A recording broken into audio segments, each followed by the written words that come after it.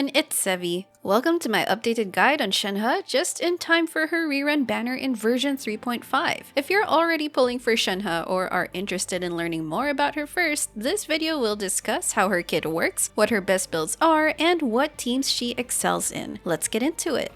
My name is Shenhe. Very well. Now, give me your hand. Shenhe is a premium cryo support that mainly increases your team's cryo damage and applies damage boosting buffs and debuffs. To some extent, her utility can also synergize with physical or non-cryo units, but there's no question that her primary purpose is really tailored for cryo teammates. We'll first go through how her abilities work. Her skill is where a huge portion of her damage buffing utility comes from. Casting it deals cryo damage in front of her, applies the Icy Quill effect to your party, and gives other buffs depending on whether the skill is pressed or held. Let's break down what the Icy Quill effect does, which is her most important mechanic. An Icy Quill stack is a flat base damage bonus based on a percentage of Shenhe's attack stat. This gets added to your party members' cryo attacks, even if the unit is not of the cryo element. As long as they deal cryo damage, like an Anemo unit's cryo-infused ability, then the Icy Quill will still apply to it. The Icy Quill's damage also gets affected by the buffed character's damage bonus and crit stat multipliers, so the better your investment is on the buffed teammate, the more they can further amplify the Icy Quill's damage. In a way, Shenhe can be viewed as hijacking her teammate's stats as a way to deal her own damage. But the Icy Quill effect has a limited number of uses, or the trigger quota as it's called. The press skill version grants 5 triggers for 10 seconds, while the hold version gives 7 triggers for 15 seconds, which will last until they are consumed or the duration ends. These trigger quotas also exist independently on each teammate, so one teammate using a trigger does not affect how many the other teammates have. Icy Quill triggers are also consumed per damage instance on enemies. If a character's cryo ability damages 3 enemies at the same time, then 3 triggers are consumed as well.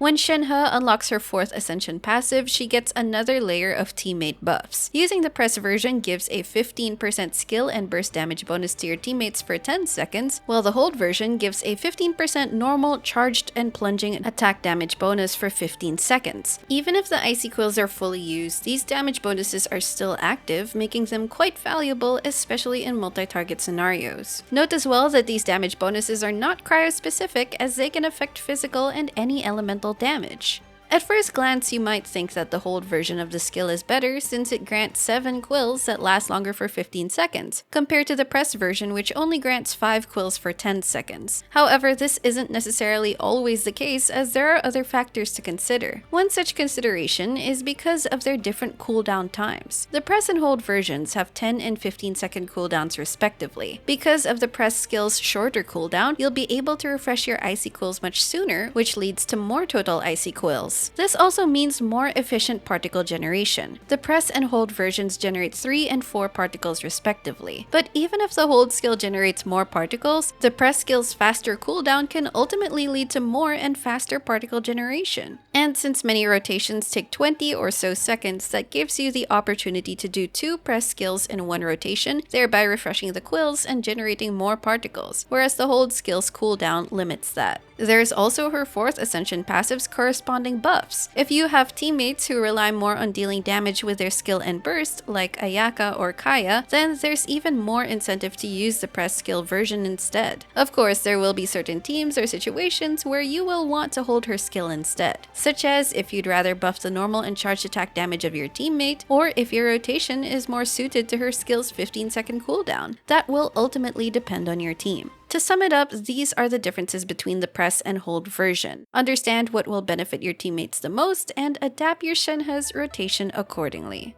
Moving on, Shenhe's burst is thankfully simpler to understand. It's another means of buffing your team's damage and is Shenhe's primary source of damage. Casting this creates a field that deals AoE cryo damage initially and over time for 12 seconds. Every 2 seconds there will be 2 ticks of cryo damage, which can also receive Shenhe's Icy Quill buff. More importantly, enemies within this field will get their cryo and physical resistances reduced. And with her 1st Ascension passive, teammates within the field get a 15% cryo damage bonus. With both the debuff and buff active, this makes her burst a very valuable way of boosting your team's overall cryo and physical damage. And even if it's her Icy Quills that give the triggers, her burst's effects are still very important and very much worth using every rotation. However, this costs 80 energy with a 20-second cooldown. That's why Shenhe's energy recharge stat and energy sources are very important considerations in order for Shenhe to burst consistently and achieve her maximum team utility and potential. We'll get into this more in the build section.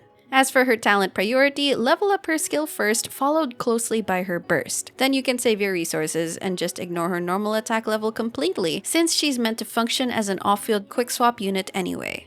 Shenhe is very good at C0 already, but let's see what her Constellations can add. C1 simply gives another skill charge. Casting the skill while Icy Quills are still active will not cause them to stack the triggers, but rather only reset the amount of Icy Quills. In many cases, this extra skill charge can be unnecessary, as Shenhe's 10-second skill cooldown is already enough for most rotations. However, it opens up the possibility of using her press and hold skill in quick succession, letting you front-load the Icy Quill damage faster, while also allowing both the damage bonus effects of her A4 passive to exist. In the first rotation of a fight, it's possible to get 3 skill procs in, but following rotations forces you to once again be limited to 2 skill procs at most. This is because the first charge has to finish its cooldown before the second charge can start its cooldown timer. C2 makes her burst last 6 seconds longer, and the field provides a 15% cryo crit damage bonus to active characters inside it. A longer burst means that her burst's resistance shred and cryo damage bonus can last longer to further boost your team's damage. This also lets her burst hit 6 more times, thereby increasing Shenhe's personal damage output.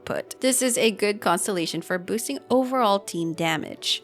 C3 increases her skill level by 3. C4 makes Shenhe's skill deal more damage based on how many times your team members can trigger her Icy Quills. These stacks are referred to as Skyfrost Mantra, but this only increases Shenhe's own skill damage, thereby making it the least impactful constellation for supporting your teammates. C5 increases her burst level by 3, and C6 makes her Icy Quill's trigger quota not be consumed by normal and charged attacks. This will be relevant for cryo units that naturally incorporate normal and charged attacks in their combos. Coupled with whale teammates, which is likely if you're C6ing Shenhe anyway, this is great for speedruns and whale showcases. So to summarize, Constellations aren't really needed for Shenhe. At C0, she fulfills her role very well already. Even without C1, she has smooth and well-optimized rotations. And even if C2 gives a noticeable team damage improvement and is a good stopping point, I personally think using the Primos to invest in other units or weapons, whether for your cryo-focused teams or not, is more worth it. But that's really up to you.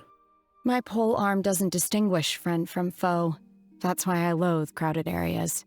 Now let's take a look at how to best build Shenhe, starting with her artifact stats. The simplest main stat combo is going for an ER Sands, Attack Goblet, and Attack Circlet to capitalize on Shenhe's Icy Quill scaling while covering her ER needs. Some might make the mistake of going triple attack main stats without having enough ER, thereby neglecting her energy needs and consistent burst uptime. However, if you do reach her ER target just by substats and/or weapon stats, then you can go for an Attack Sands. Shenhe's ER target can be around 180 to 190% when used with one cryo teammate, which will usually be the case. This can be lowered by having another cryo teammate or Favonius users, etc., so you can adjust her ER accordingly. Then for substats, prioritize getting enough ER, then attack stats. Crit stats are welcome to boost Shenhe's personal damage, while EM will only have use if she's in a reverse melt team. An alternate build route is giving Shenhe a cryo damage goblet and a crit circlet instead. In multi-target situations, this can lead to higher damage from Shenhe, but the difference is generally quite small and likely not worth the effort. More importantly, you'll want to prioritize such pieces for your cryo DPSs first before Shenhe. For artifact sets, the 4-piece Noblesse is generally her best in slot for team damage. While it may seem that stacking 2-piece attack percent sets and increasing her Icy Quill damage will maximize Shenhe's damage contribution, remember that the 4-piece bonus of Noblesse gives a team-wide 20% attack buff that lasts for 12 seconds, which will outlast her Icy Quills. That attack buff in turn also increases Shenhe's own attack, and by extension her Icy Quill's bonus damage. Basically, Noblesse is her most recommended set, and thankfully it can be conveniently acquired via the Strongbox. While Noblesse is the general best in slot build, there are other alternative sets. Shenhe can take advantage of a 4-piece Blizzard Strayer in freeze teams for higher personal damage. The 4-piece effect's crit rate boost also helps a lot in proccing the Favonius Lance passive if she's equipped with it. Another option for personal damage is the 4-piece emblem set to buff her burst, which also helps her ER needs through its 2-piece bonus. Of course, you can use the easily acquirable 2-piece combos of the following sets. These at least allow for more flexible pieces and better quality substats.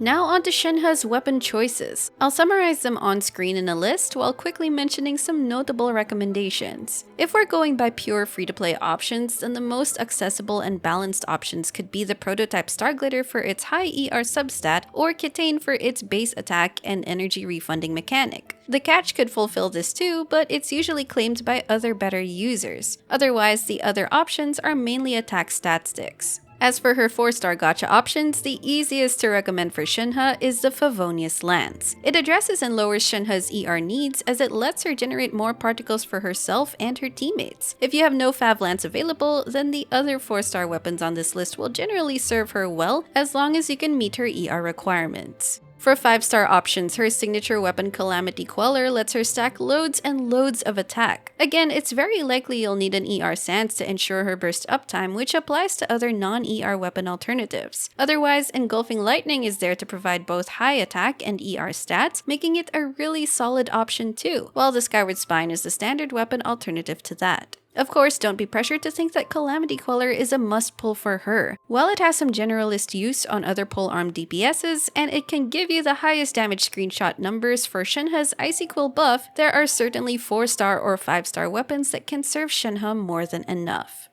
I finally understand. Only when the right things weigh on your mind can the desire to protect awaken inside of you.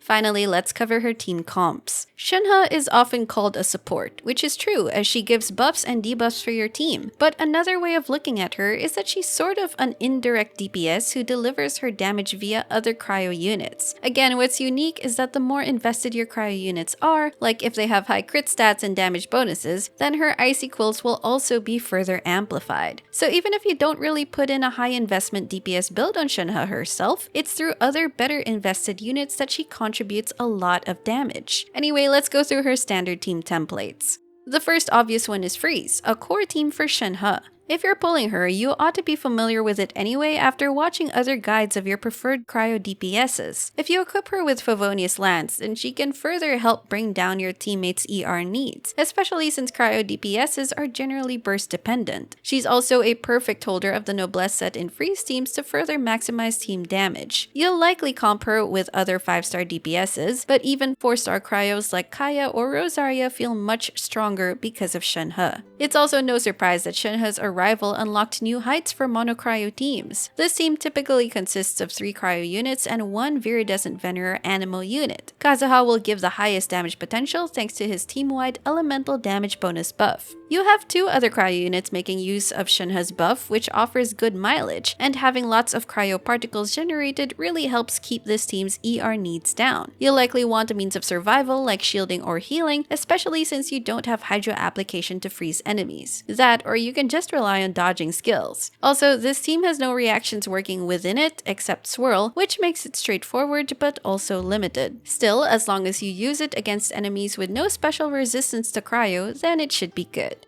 Then in a reverse melt team, Shenhe will be paired with a cryo DPS plus pyro applicators. She makes your cryo DPS get huge melt numbers while her skill and burst are also able to proc her own reactions. There are some unit variations of enabling reverse melt teams which I'll just summarize. First is the traditional Bennett and Xiangling combo who deals lots of pyro damage and applies pyro fast enough. Shenhe's burst will snapshot Bennett's attack buff, and this, combined with her own Icy Quill buffs, can allow her to get in a fair bit of melt damage. Xiangling can also benefit from Shenhe's press skill burst damage bonus effect.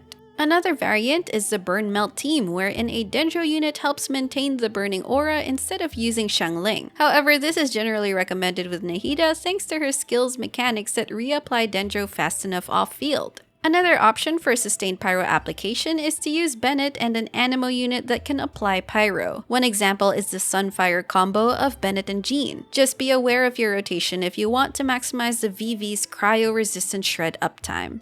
On the other hand, a forward melt team means that Pyro will be the main trigger of melts instead, but you need fast enough Cryo application to keep up, which would entail using Shenhe plus another Cryo unit or an Animo's Cryo-infused ability. However, this is trickier than reverse melts because of how Pyro consumes Cryo faster, so it's generally less recommended unless you're knowledgeable enough about rotations and gauges. Then, a freeze melt team combines a hydro and cryo unit to add freeze reactions, while the pyro unit will trigger both vaporize or melt reactions. Just keep in mind that this does not work well with pyro units that have blunt damage, since they will shatter frozen enemies instead. This is also not recommended against enemies that can't be frozen, like most bosses. Shenhe's physical support capabilities are somewhat limited, though still viable enough to make her a support for physical units. As a cryo unit, combining her with an electro applicator triggers superconduct, which reduces physical resistance. Then her burst has a built-in physical resistance shred effect, while her A4 passive gives damage bonuses that can also apply to physical damage. For example, you can use her press skill to boost Eula's burst damage, or hold skill to boost Razor or Eula's normal attack damage. If you want to get more use out of her Icy Quills, you could also add another cryo unit like Rosaria as an off-field DPS. Otherwise, if Shenhe is the only cryo in the team, like if she's acting as a superconduct trigger for Razor, then her main utility is just for the shred and damage bonuses, in which case she'll be somewhat underutilized. All in all, Shenhe delivers a lot of value to Cryo teammates as a premium support and buffer. She enables very strong teams within her niche without needing a lot of build investment, and rather takes advantage of her DPS teammates' own investment. If you're still on the fence about pulling her on her rerun, be sure to consider if you have Cryo teammates or teams that can maximize her buffs. Even then, she's not a must-pull to make your Cryo team strong, and you can always fill her slot with other 4 or 5-star Cryos. At least if you do decide to pull her, you can enjoy seeing your cryo damage numbers hit hard and Mommy Shenhe's hips hit harder. That's going to be all for this video. If it helped you out, don't forget to leave a like and consider subscribing to my channel if you haven't already. I will see you all soon. Take care. I'm not trying to save the world. So if I wipe out some evil presence and it happens to benefit you, don't thank me. It's just a force of habit.